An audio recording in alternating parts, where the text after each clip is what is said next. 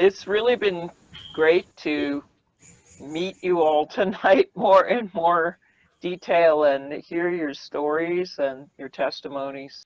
Um, so one of the things that I feel about KICC and about the Bible study and all is that um, uh, it's wonderful the way everybody really shares their heart and is open during the Bible study time and willing to share and sometimes to share, the embarrassing truth and be honest with each other about our need to grow in certain areas. And so it feels like a real fellowship, and that's very helpful to me because since we're doing the online services here, we can't attend the in-person church. So in Taiwan right now, churches are open again and people are going to church, but we're just depending really on the fellowship of KICC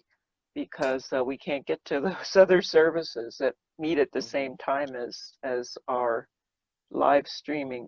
So it's especially been good for me to have this Bible study. I think this is the first Bible study group in a long time where we get to really share openly with people and personally, and that's really important to me. To me, that's where church life should be, and because you can attend a Sunday service and participate in different ministries and stuff, but sometimes in the Sunday service, it's like it's more of the teaching time, and it's more structured.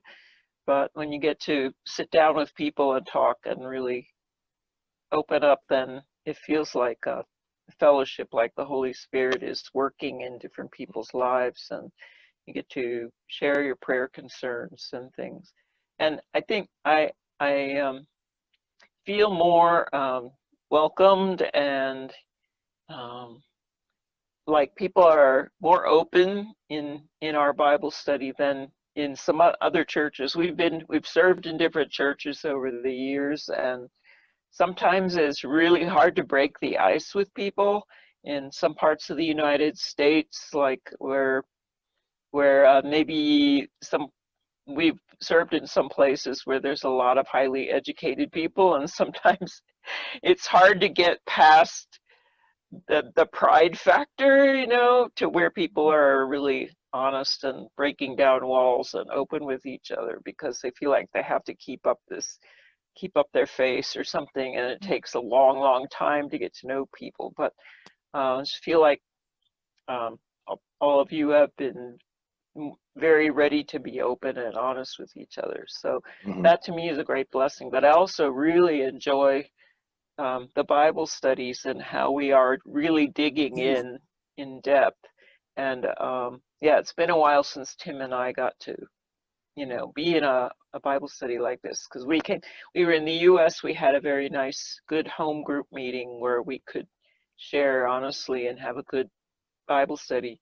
But then there were a couple years lapse in between where we were transitioning back to Taiwan, and our home church here is bilingual. It's Chinese and English.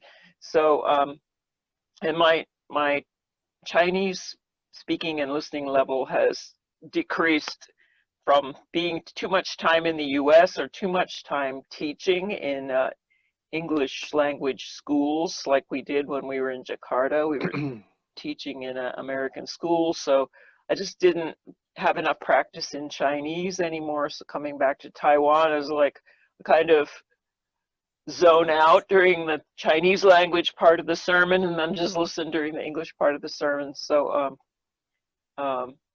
yeah, I do need to study Chinese some more, but I feel like at least here we're all sharing one common language, and we feel like it's more, more of the flow, and it doesn't take such a strain on my brain to enter into listen to the teaching or enter into fellowship.